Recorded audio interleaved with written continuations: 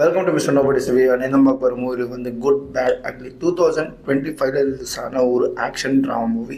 இந்த படத்தோட full review போத்தோம்னா நம்ம சேனலில் இன்னும் சப்ஸ்கிரைப் பண்ணாமல் பார்த்துட்டு சப்ஸ்கிரைப் பண்ணுங்க. That helps my lot guys. உங்களுக்கு நிறைய மூவி ரிவ்யூஸ் அப்டேட்ஸ் வந்துகிட்டே இருக்கும். அண்ட் படத்தோட கதை எங்கே ஆரம்பிக்குது அப்படின்னு பார்த்தீங்கன்னா, ஃபஸ்ட்டு வந்து படத்தில் வந்து ஒரு சிம்பிள் ஆன ஒரு கதை. ஒரு கேங்ஸ்டரு அவர் வந்து கிட்டத்தட்ட ஒரு 17-20 வருஷமாக தன்னோட ஒரு அந்த கேங்ஸ்டர் பிஸ்னஸை வந்து நடத்தி ரொம்ப சக்ஸஸ்ஃபுல்லாக இருக்கார் அந்த பிஸ்னஸில். ஸோ கிட்டத்தட்ட வந்து வேர்ல்டுக்கே வந்து அவர் ஒரு கேங்ஸ்டராக தெரிகிறாரு. ஸோ அப்படி இருந்த ஒரு மனுஷன் தன்னோட ஃபேமிலி கூட டைம் ஸ்பெண்ட் பண்ணணும். தன்னோட புள்ள வந்து பிறந்திருப்பான்.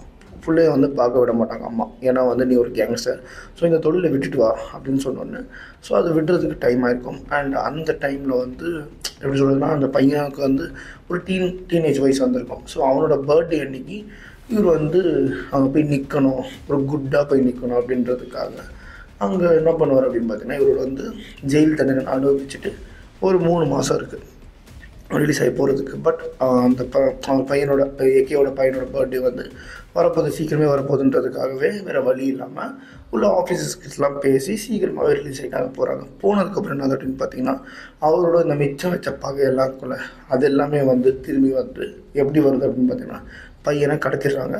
பையன் ரிட்டர்ன் வந்ததுக்கப்புறம் தான் தெரிய வந்து பையன் மேலே வந்து பிளான் பண்ணி ஒரு ட்ரக் கேஸ் வந்து போட்டிருக்காங்க அப்படின்னு சொல்லிட்டு, ப்ளஸ் வந்து அந்த பையன் வந்து ஒரு பொண்ணை கொலை பண்ணிட்டான் அப்படின்ற மாதிரி ஒரு கேஸும் போட்டிருக்காங்கன்னு சொல்லிட்டு 2 கேஸு. ஸோ வந்து இவரோட இவரோட எனிமீஸ் தான் வந்து பண்ணியிருக்க சான்சஸ் இருக்குது அப்படின்னு நினச்சி இருந்த அவருக்கு வந்து தான் தெரிய வருது இது காரணம் அவரோட ஒய்ஃப்னு சொல்லிட்டு. அவங்க ஒய்ஃப் வந்து ஒரு லாயர். அவங்க இதே மாதிரி ஒரு பையனை வந்து மாட்டி விட்டுருப்பாங்க.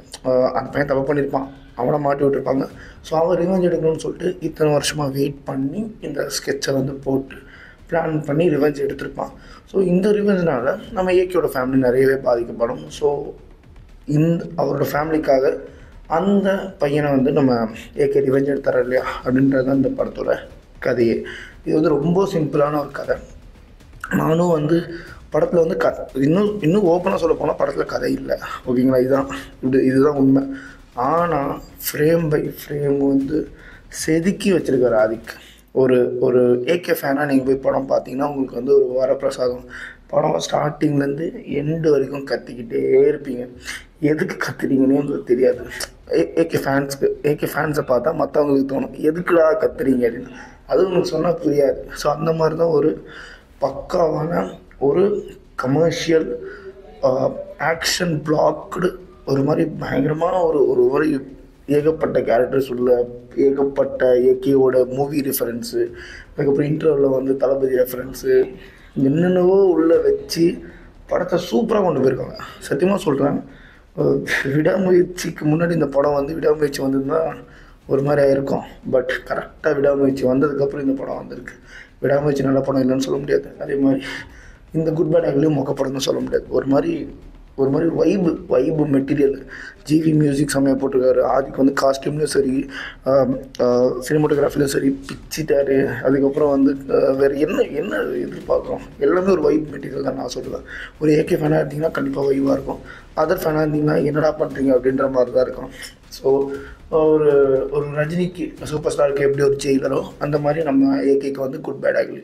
அதுதான் இந்த படத்தோட கதை. அதனாலேயே இந்த படத்துக்கு நான் ஒரு 4 டோனர்ஸ் தருவேன். அண்ட் இது மாதிரி மூவி பார்க்கணும் நம்ம சேனலை சப்ஸ்கிரைப் பண்ணுறது. நான் மிஸ்டர் நோபடி. சந்திக்கிறேன். Bye. Have a great days.